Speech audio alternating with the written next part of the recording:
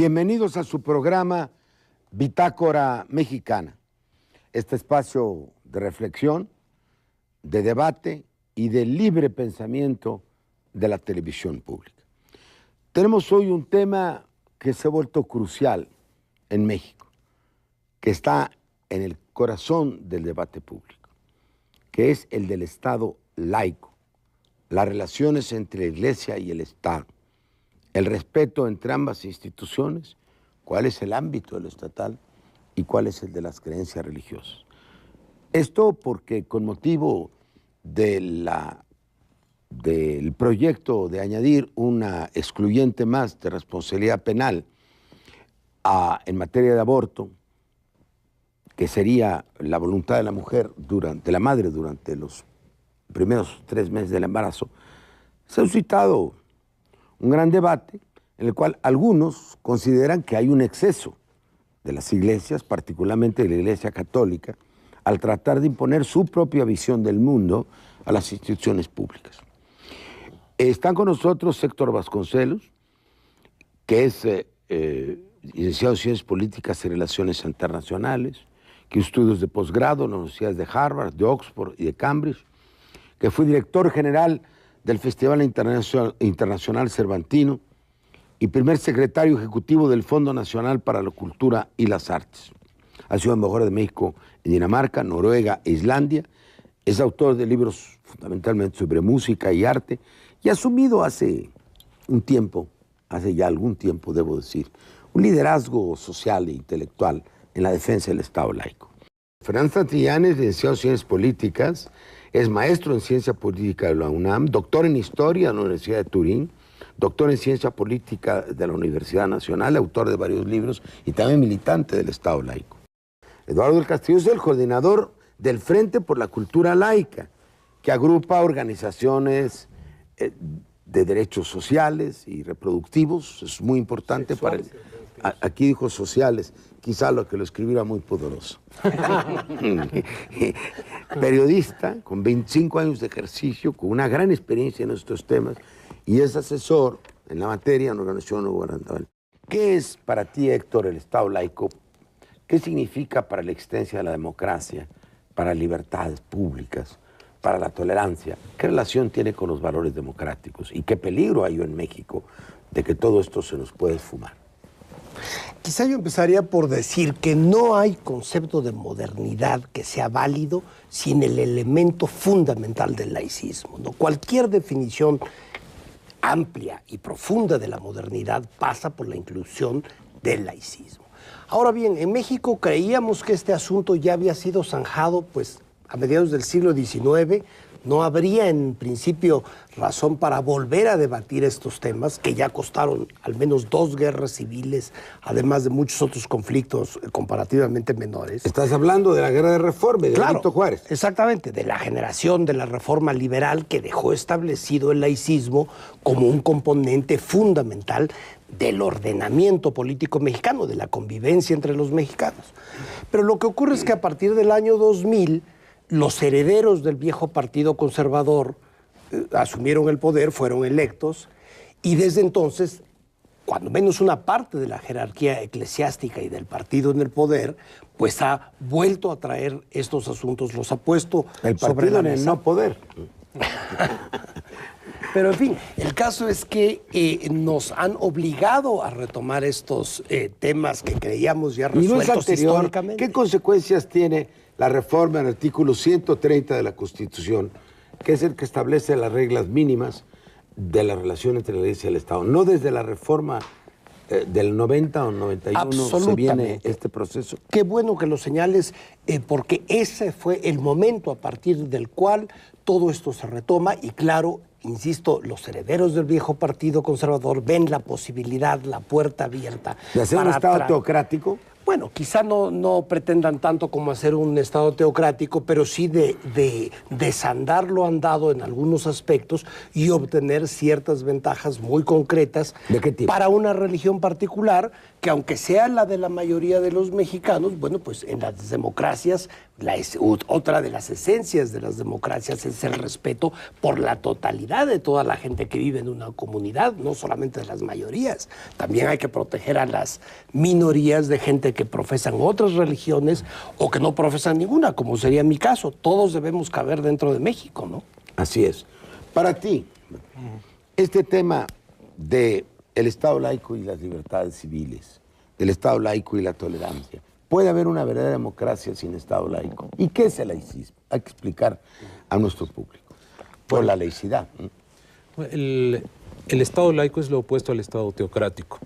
El Estado teocrático es aquel en el cual hay una sola creencia, una religión oficial, y las autoridades eclesiásticas intervienen en asuntos civiles, pero a la vez las instituciones civiles penetran en las instituciones eclesiásticas. Como el Real Patronato, ¿verdad? Como el Real Patronato, o incluso... Que era la facultad que los virreyes tenían, y el rey de España, de participar en el nombramiento de los obispos y altos dignatarios de la Iglesia. Así es, y además, por ejemplo, en alguna época, el ministro de Indias, el que manejaba todo el imperio español fuera más allá de las fronteras españolas, allá en el mar, era obispo.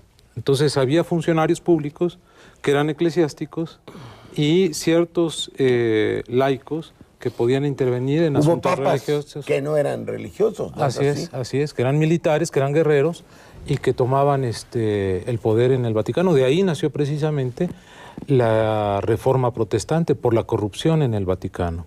Primero el pensamiento de Erasmo, que es la verdadera reforma por dentro de la Iglesia, y luego su discípulo Lutero llega al rompimiento. Como dice John Stuart Mill, hubo muchos Luteros antes de Lutero. Exacto. La diferencia es que Lutero sí triunfó política y militarmente. Bueno, en primer lugar, no se los cabicharon. Como no se los cabicharon, claro. ¿Cuántos? ¿La Iglesia favoreció o no, después de lo que se llamó el imperio, el predominio de la tesis de la ciudad de Dios, de San Agustín, donde los órdenes feudal, de la propiedad, de los imperios, de los reinados y de la Iglesia, estamos supeditados al dogma? Así es. ¿Ayudó o estorbó esa relación entre el poder y el dogma, el avance de la ciencia? ¿Por qué mataron a tantos? Galileo. Así es. Giordano Bruno. Pico de la Mirándola. Pico de la Mirándola. Jerónimo de Praga. ¿Qué pasó? Bueno, era la teoría de las dos espadas, ¿no? La lucha entre la autoridad espiritual y la autoridad civil. Entonces, el medievo está permeado por ese conflicto no resuelto hasta que finalmente el pensamiento laico, porque el triunfo del laicismo, que quiere decir no el triunfo ¿Cómo defines, aparte de la división del Estado, la laicidad? ¿Qué es un Estado laico?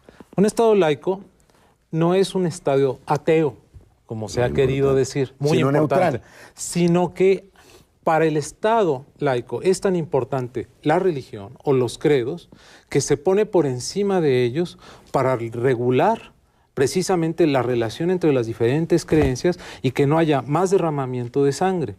Frente no está sometido el Estado a ninguna de ellas. Así es. La autoridad civil se pone por encima de los conflictos espirituales y de los conflictos políticos entre partidos para regular precisamente a través de la Constitución los diversos conflictos y ponerlos en paz. Que cada uno pueda tener su creencia y que cada uno pueda tener su partido político. Digámosle al auditorio que México nace a la vida independiente como un Estado teocrático. ¿Por qué la herencia a la colonia? Porque nuestra independencia fue promovida por sacerdotes católicos, que eran laicos a su manera, don Miguel Hidalgo. Y heterodoxos. Sumamente heterodoxos. Pero la Constitución de 1824 establece que habrá una sola religión en México y que el Estado tendrá que protegerla en detrimento de cualquier otra. Y por eso la batalla de los liberales en 1856 es tan importante en la historia de México. Es la fundación del Estado como una entidad autónoma, es el fin de los privilegios y de los fueros, que es muy importante, que tenían las propiedades, ¿no? y no estamos sujetos a la ley. Ahí es un punto importante, Porfirio, a mi parecer. Los fueros, para que lo entienda el público, quiere decir que la ley civil no podía intervenir en aquellos feudos, en aquellos dominios controlados no es por como el ejército. Desafuero de los obradores. No, eso es otra cosa. La Iglesia Católica podía juzgar a su como el fuero militar. Como el fuero militar. Entonces desaparecen los fueros y entonces se establece que todos, independientemente de nuestras filiaciones religiosas, políticas, regionales, etcétera, o raciales, estamos sujetos a la ley civil y que por tanto ningún credo religioso puede imponerse como ley. ¿Por qué están en peligro estos principios en México? ¿Cómo se gestó esto y qué está pasando? Cuéntanos, porque tú eres periodista y narrador, sí, por consiguiente. Mira, yo quisiera agregar algo también sobre el Estado laico. ¿Cuál es la naturaleza del Estado laico? El Estado laico se trata de una nueva organización de la sociedad. Por un lado las creencias y por un lado la razón, el quehacer de la ciencia. Y aquí lo que tenemos es no solo, como lo decían ustedes, también del poder civil nombraba jerarcas dentro de la Iglesia. Se trata de una emancipación del Estado, de las iglesias es autónomo y de las iglesias del Estado. Es una emancipación mutua que se debe respetar. Y cuando nosotros estamos hablando en el contexto actual, como le decía Héctor. Vallejo, sí, Héctor, como lo decía Héctor, a partir del 2000 estamos viviendo un escenario inimaginable en este país. Entonces, para ti no es anterior, no es la reforma, para la organización que tú representas, no es la reforma del 130, ahí se conservaron principios, según tú. Bueno, se conservaron. Yo siento que no está ahí realmente el problema. Digamos, nunca dejaron de militar las organizaciones cristeras. Abascal es un elemento que estuvo militando, su familia. ¿Y qué hay estuvo esto de que militando. una Miss Universo mexicana se va a poner un traje vestido de cristero? Cristera es la lucha que hubo entre la iglesia y el Estado, entre el ala más dura de la iglesia, que costó mucha sangre a los mexicanos, en la segunda parte de los años 20. No es recordar hechos de sangre bochornosos, no es una manera de sacar la espada, no es algo un poco fundamentalista, porque a los musulmanes se les acusa de fundamentalistas por querer imponerse al Estado laico, por dificultar el avance del Estado laico. ¿Qué no está generando un fundamentalismo de este lado también? Claro que sí, claro que sí. A mí me parece mal gusto, me parece una torpeza pretender, parece que ya dieron marcha atrás. Es aberrante, marcha atrás. Porque se supone que en un concurso de belleza no habría eso, para la gente que le guste estos concursos, porque por otro lado podríamos decir, igual podrían aparecer en ese vestido las muertas de Juárez, o los muertos de Acteal, o podrían aparecer los muertos de Oaxaca, etcétera, etcétera. Yo creo que es de mal gusto, no se dirimen los asuntos políticos e ideológicos. En las faldas de las Miss En Universo. las faldas de una Miss Universo. Además puede perder el concurso si te importa eso. Sí, el problema de fondo está en cómo... Y Jean Meyer escribió una serie de entrevistas que él nunca ve esa fase, que nada más ve cuando hay traje de baño. Pero ahí el problema radica en cómo esta militancia, que nunca ha terminado de la derecha, empieza a lograr, digamos, ciertos avances con la omisión. ¿Son avances o pueden perder? ¿Quién va a ganar? La otra parte del Estado laico es la secularidad de la sociedad, que no debemos olvidarla. Por ejemplo, la Iglesia impone no participación, no uso de los anticonceptivos. El 60% de las católicas utilizan los anticonceptivos. La Iglesia Católica dice no al divorcio y las mujeres católicas se divorcian. ¿Qué quiere decir eso? Que una cosa es lo que prescribe la jerarquía, y subrayo la jerarquía de la Iglesia Católica, y otra lo que hace la gente. Es decir, la gente sabe separar. La secularidad es saber separar entre lo que yo tomo de la Iglesia y coincido con ello porque tiene que ver con mi visión espiritual, y otra lo que tiene que ver con mi vida práctica, mi vida civil. Y la laicidad se nutre de la secularidad, y la secularidad se nutre de la laicidad. Digamos que la laicidad es el Estado. Pero la Iglesia o las creencias religiosas dan una normatividad para la vida de las personas, pero no para sus relaciones con el Estado y con la sociedad. Un pecado no puede convertirse automáticamente en delito, ni un delito es automáticamente un pecado. Son esferas distintas. Porfirio, ahí yo quisiera intervenir. La laicidad quiere decir distinción de esferas. Y eso es lo que, como decía Héctor, gana la modernidad.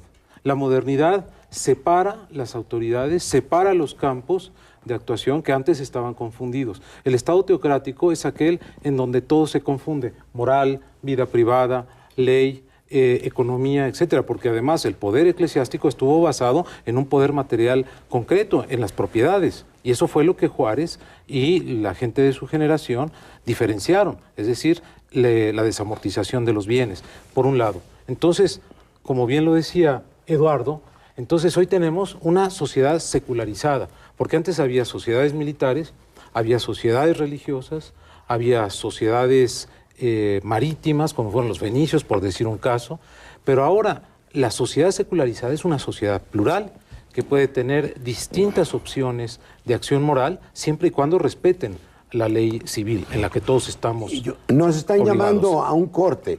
Habrá que ver en el segundo capítulo cómo el Estado laico hace compatible que hay una religión mayoritaria en la sociedad, Sí. pero que al mismo tiempo se respetan las instituciones del Estado, que es lo que en los mejores momentos ha pasado en México. Y las otras religiones. Para ir al tiempo de los romanos, a Dios lo que es de Dios, y al César lo que es del César. Volvemos en un momento.